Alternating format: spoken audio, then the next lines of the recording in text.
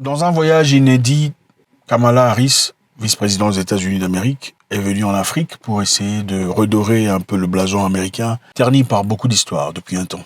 Elle a fait son voyage au Ghana où elle a passé un moment très intéressant avec le président ghanéen, dans des discussions très intéressantes sur comment faire respecter le droit de papa, maman. Et aussi elle est passée en Tanzanie par la même occasion pour discuter avec la nouvelle chef de l'État, successeur du grand John Pombe Magufuli, mon président.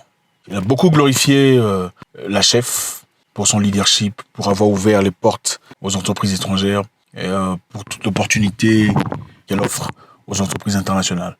Suivez un peu ce qu'elle dit.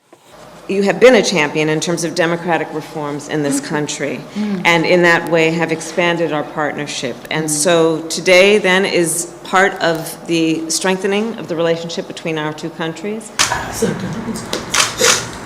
And under your leadership, Yes, I have full confidence that we will be able to do just that. it's my commitment. Thank you. And the Biden-Harris administration is committed to strengthening this relationship going forward. Today we will discuss many topics. We have discussed a few already. But the topics we will continue to discuss include the issue, as you have raised, of democracy and good governance. We will discuss and continue to discuss the issue of long-term economic growth for Tanzania, the climate crisis, and then regional and global challenges. On the subject of democracy and good governance, as I said in Ghana, polling tells us the vast majority of Africans support democracy over other forms of government. This reflects a shared desire between us. And the United States will continue to work alongside democratic governments in support of democratic aspirations and the democratic aspirations in particular of the people of this continent. Madam President, under your leadership, Tanzania has taken important and meaningful steps. And President Joe Biden and I applaud you. Thank you. You have been open to working with the political opposition. We have discussed that. You have lifted the ban on political party public rallies. You worked to improve the freedom of the press. And just yesterday, you participated, as you mentioned, in the Summit for Democracy. On the subject of economic growth, good governance delivers predictability, stability, and rule of law, which businesses need to invest. Working together, it is our shared goal to increase economic investment in Tanzania and strengthen our economic ties.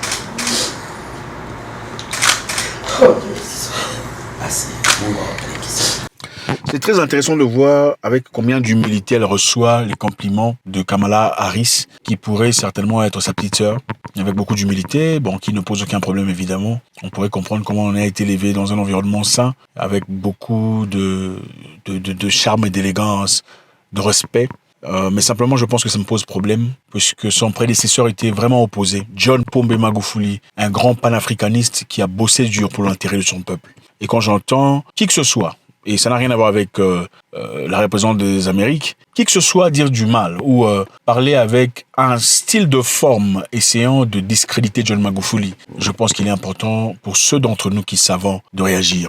Vous voyez ici, on a glorifié, remercier son ouverture d'esprit et tout le bazar. C'est-à-dire, on remercie ton ouverture d'esprit. Aujourd'hui, tu ouvres la porte à la clarté. C'est-à-dire que ton prédécesseur n'était pas aussi ouvert, ou n'était pas aussi clair, ou n'était pas aussi cohérent. Mais on va rappeler ici très rapidement, devoir de mémoire, très important. Les morts ne peuvent pas parler pour eux-mêmes. Je pense que les témoignages doivent être faits par ceux qui sont restés fidèles. D'ailleurs, qui était John Pombe Magufuli, qui aujourd'hui, à travers un discours très intelligent, semble être discrédité? John Pombe Magufuli est un président qui, en 5 ans de pouvoir, arrivé au pouvoir, n'a pas effectué un seul voyage à l'étranger. Il n'est pas parti en France, en Belgique, en Allemagne, aux États-Unis, au World Bank, ou peu importe pour aller demander quoi que ce soit. Ou chercher des investisseurs, toutes ces charabia-là. 5 ans de pouvoir, il est resté chez lui à la maison. Il a effectué de voyages seulement en Afrique, en Ouganda, au Rwanda, au Burundi, au Malawi. Il y a quelques autres pays africains, c'est là où il est parti. 5 ans de pouvoir, un président fier, digne, qui ne s'exprimait. Mnataka kufanya biashara. Na mimi napenda watu wanaotaka kufanya biashara. Nimewaelewa. Nitawajengea. pour montrer l'honneur qu'il accorde à sa nation, à sa langue, à son origine. John Pombe Magufuli, on va rappeler très rapidement quelques histoires pour pas aller dans le profondeur. En 2015, a annulé une fête, la fête de l'indépendance. Vous connaissez la fête de l'indépendance que généralement fêtent les Africains pour célébrer je sais pas quel genre d'indépendance qu'on a, parce que nous sommes toujours dépendants, c'est clair, c'est vrai, on nous chicote plus, mais c'est quand même marrant de voir que les gens fêtent l'indépendance. En 2015, a annulé la fête d'indépendance. La fête d'indépendance qui requiert beaucoup d'argent du gouvernement, évidemment, pour les organisations. Elle dit: on ne peut pas fêter l'indépendance tant qu'il y aura des gens qui meurent en Tanzanie de choléra aujourd'hui. Et après avoir vérifié, il n'y avait à peine que 15 ou 17 personnes qui mouraient de choléra cette année-là. Il a dit, bon, désormais, l'argent qu'on aurait dépensé pour la fête d'indépendance, des millions de dollars, on va prendre cet argent et on va l'investir dans le tronçon Moroko-Mwenge, c'est-à-dire entre Moroko et Mwenge, qui sont deux petites villes. Il y a la route qui n'est pas en bon état. On va investir cet argent dans la construction de la route. Voilà ce que John Magufuli a fait. On a construit la route entre Mwenge et Moroko, une route qui était délabrée, détruite. Au lieu de dépenser l'argent à faire des fêtes inutiles d'indépendance dont vous ne vivez pas chaque jour dans votre vie, on va dépenser cet argent à construire cette route qui bénéficiera à tout le monde. Vous voyez comment un homme réfléchit. Il n'est pas allé acheter villa ou voiture de luxe ou comment vous appelez ça, Jeep. John Magufuli a demandé aux Tanzaniens de venir nettoyer les rues. Venez nettoyer les rues. Il n'a pas envoyé les gens nettoyer les rues parce qu'il est parti lui-même sur place, lui-même sur terrain. Un président de la République a mis les mains à la pâte pour faire le nettoyage, l'assainissement. C'est votre responsabilité de nettoyer votre pays.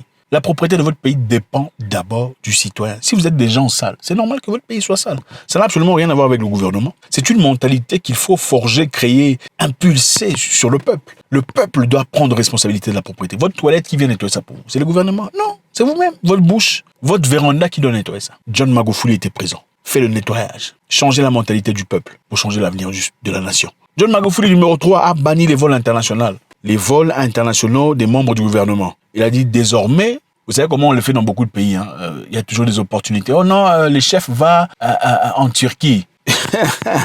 Le chef va en Turquie, il y a des gens qui sortent. On y va avec le chef, conseiller, machin, histoire. Il a banni ces histoires-là. S'il y a quoi que ce soit, il y a deal, il y a entente, il y a possibilité de commerce, peu importe la situation, demandez à l'ambassadeur de le faire. Si c'est en Inde, ça sert à rien. Vous ne partez pas en Inde. Il y a l'ambassadeur en Inde, n'est-ce pas? Que l'ambassadeur parte discuter à propos de cette histoire. N'est-ce pas la raison pour laquelle on a des ambassadeurs? On a l'ambassadeur pourquoi?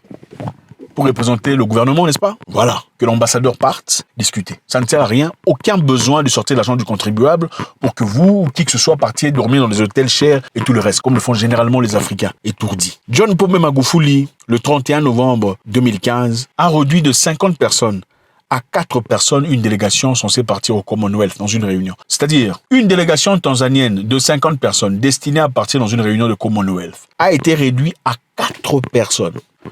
Vous savez comment les Africains font? Bon, ce ne sont pas tous les Africains, c'est dans quelques pays ici, dont je ne citerai pas les noms. Ils se ressemblent aussi à ces gens-là. Donc, c'est-à-dire, généralement, vous verrez une délégation où nécessairement, vous pouvez avoir 7-8 personnes. Mais il y a, bon, voilà, évidemment, il y a conseiller juridique, conseiller commercial, conseiller ethnique, conseiller tribal, conseiller d'économie politique. Il y a dans toutes sortes de conseils qui ne servent absolument à rien, qui se pointent, qui vont faire du tourisme, du chantage, et voilà, et faire n'importe quoi. Il a réduit une délégation de 50 personnes à 4 personnes, sauvegardant ainsi beaucoup d'argent du contribuable qui serait utilisé pour des choses beaucoup plus intéressantes, comme la construction des hôpitaux, la construction des écoles, la construction des infrastructures routières. Pour ceux qui sont déjà allés en Tanzanie, vous avez vu la différence en 5 ans de pouvoir. C'est palpable, ce n'est même pas imaginaire.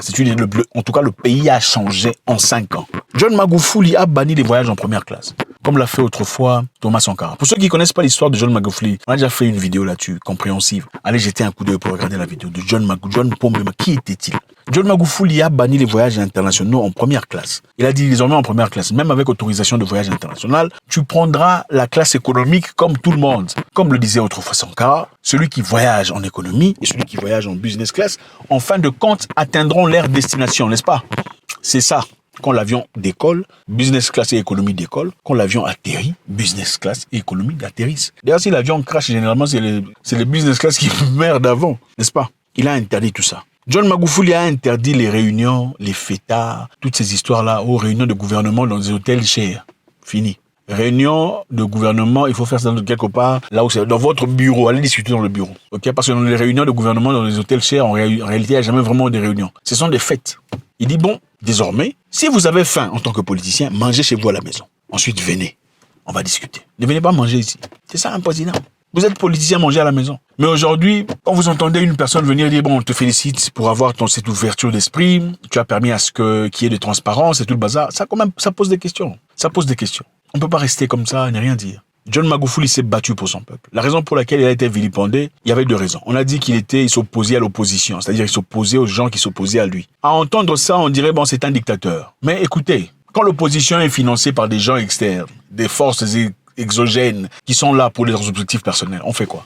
Quand l'opposition est financée par des gens qui sont là pour piller le peuple, pour paupériser, pour mettre tout le monde dans une ligne, comme on le fait d'habitude, on fait quoi? À un moment donné, il faut faire usage de quelque chose. La deuxième chose, John Magufuli s'est opposé à cette histoire-là, farouchement. C'est lui qui s'est opposé à cette histoire. Il n'y a pas eu là-bas chez eux, ça n'a pas existé. Ça n'a pas existé.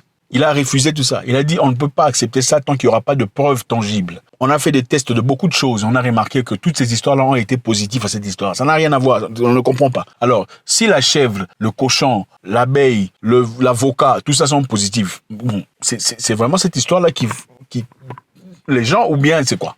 Après, il est décédé. Vous comprenez très bien.